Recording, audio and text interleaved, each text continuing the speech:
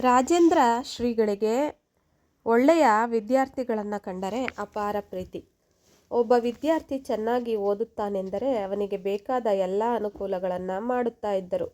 ಅವರಿಗೆ ವಿದ್ವಾಂಸರನ್ನು, ವಿಜ್ಞಾನಿಗಳನ್ನು, ವೈದ್ಯರನ್ನು ಮತ್ತು ಇಂಜಿನಿಯರ್ಗಳನ್ನು ಕಂಡರೆ ಅಪಾರ ಪ್ರೀತಿ. ಸ್ವತಃ ಘನಲಿಂಗ ದೇವರ ವಚನಗಳನ್ನು ಸಂಪಾದಿಸಿ ಪ್ರಕಟಿಸಿದ್ದಾರೆ. ಶ್ರೀ ಶಿವರಾತ್ರಿ ರಾಜೇಂದ್ರರ ಸೇವೆಯನ್ನು ಸ್ಮರಿಸಿ ಮೈಸೂರು ವಿಶ್ವವಿದ್ಯಾಲಯ ಅವರಿಗೆ ಗೌರವ ಡಾಕ್ಟರೇಟ್ ಪದವಿಯನ್ನು ನೀಡಿತ್ತು.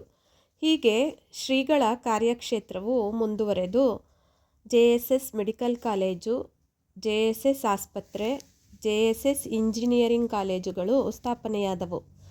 ಹೀಗೆ ಸುಮಾರು 100 ಸಂಸ್ಥೆಗಳನ್ನು ಅವರು ಸ್ಥಾಪಿಸಿದ್ದರು. ಮೈಸೂರು ಪ್ರಾಂತ್ಯದ ಜನರಿಗೆ ಶಿವರಾತ್ರಿ ರಾಜೇಂದ್ರ ಸ್ವಾಮಿಗಳು ದೈವಾಂಶ ಸಂಭೂತರಾಗಿ ಅನ್ನದಾಸೋಹ, ಜ್ಞಾನದಾಸೋಹ ಮತ್ತು ಆರೋಗ್ಯ ದಾಸೋಹಿಗಳಾಗಿ ಮನೆಮಾತಾಗಿದ್ದಾರೆ. ಗುರುವೊಬ್ಬರು ತನ್ನ ಆಧ್ಯಾತ್ಮ ಸೇವೆಯೊಡನೆ ಸಾಮಾಜಿಕ ಉನ್ನತಿಗಾಗಿ ಹೇಗೆ ಶ್ರಮಿಸಬಹುದು ಎಂಬುದಕ್ಕೆ ಶ್ರೀ ಶಿವರಾತ್ರಿ ರಾಜೇಂದ್ರ ಮಹಾಸ್ವಾಮಿಗಳ ಬದುಕೆ ದ್ಯೋತಕವಾಗಿದೆ. ಶ್ರೀಗಳು 1986ರಲ್ಲಿ ಲಿಂಗೈಕ್ಯರಾದರು. ನಂತರ ಶ್ರೀಮಠದ 24ನೆಯ ಜಗದ್ಗುರುಗಳಾಗಿ ಶ್ರೀ ಶಿವರಾತ್ರಿ ದೇಶಿಕೇಂದ್ರ ಮಹಾಸ್ವಾಮಿಗಳು ಪೀಠಾಧಿಪತಿಗಳಾದರು.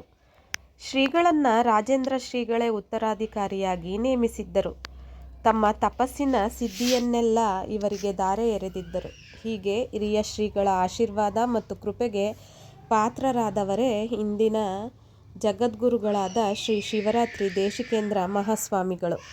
ರಾಜೇಂದ್ರ ಶ್ರೀಗಳ ಕಾಲವನ್ನು ಆರಂಭ ಕಾಲ ಎನ್ನುವುದಾದರೆ, ದೇಶಿಕೇಂದ್ರ ಶ್ರೀಗಳ ಕಾಲವನ್ನು ಪ್ರಗತಿಯ ವಿಕಾಸಗಳ ಕಾಲವೆನ್ನಬಹುದು. ಕನ್ನಡ ಸಾಹಿತ್ಯದಲ್ಲಿ MA ಪದವಿ ಪಡೆದಿರುವ ಅವರು ಸಂಸ್ಕೃತ ಮತ್ತು ಇಂಗ್ಲಿಷ್ ಸಾಹಿತ್ಯಗಳನ್ನು ಚೆನ್ನಾಗಿ ಬಲ್ಲವರಾಗಿದ್ದಾರೆ. ಶ್ರೇಷ್ಠ ವಾಗ್ಮಿಗಳಾಗಿರುವ ಶ್ರೀಗಳು ತಮ್ಮ ನೂತನ ವಿಚಾರಧಾರೆಗಳನ್ನು ತಮ್ಮ ಪ್ರವಚನಗಳ ಮೂಲಕ ಸಾರ್ವಜನಿಕರಿಗೆ ತಲುಪಿಸುತ್ತಾರೆ. ಕಳೆದ 4 ದಶಕಗಳಿಂದ ಆಧ್ಯಾತ್ಮಿಕವಾಗಿ ಅವರು ಚೈತನ್ಯದ ಮೂರ್ತಿಯಾಗಿದ್ದಾರೆ. ಅವರ ದಿವ್ಯ ಮಾರ್ಗದರ್ಶನದಲ್ಲಿ ಮಹಾವಿದ್ಯಾಪೀಠದ ಸಾಧನೆ ಅಮೋಘ. ಕರ್ನಾಟಕದಾದ್ಯಂತ ಅಲ್ಲದೆ ದೇಶ ವಿದೇಶಗಳಲ್ಲಿ ಶ್ರೀಮಠದ ಕಾರ್ಯಕ್ಷೇತ್ರ ವಿಸ್ತಾರಗೊಂಡು ಸೇವಾ ಕೆಲಸದಲ್ಲಿ ತೊಡಗಿದೆ. ಇದಕ್ಕೆಲ್ಲ ಕಾರಣ ಶ್ರೀಗಳ ಜೀವನ ದೃಷ್ಟಿ. ಅವರ ಪ್ರಕಾರ ವಿದ್ಯೆಯಿಂದ ದೊರಕುವ ಜ್ಞಾನವೇ ಮಾನವನ ಸಮಸ್ಯೆಗಳಿಗೆ ಪರಿಹಾರ ನೀಡುತ್ತದೆ. ಶ್ರೀಗಳು ಬೌದ್ಧಿಕ ಮತ್ತು ಆಧ್ಯಾತ್ಮಿಕ ಸಿದ್ಧಿಯನ್ನು ಗಳಿಸಿರುವ ಗುರುಗಳಾಗಿದ್ದಾರೆ.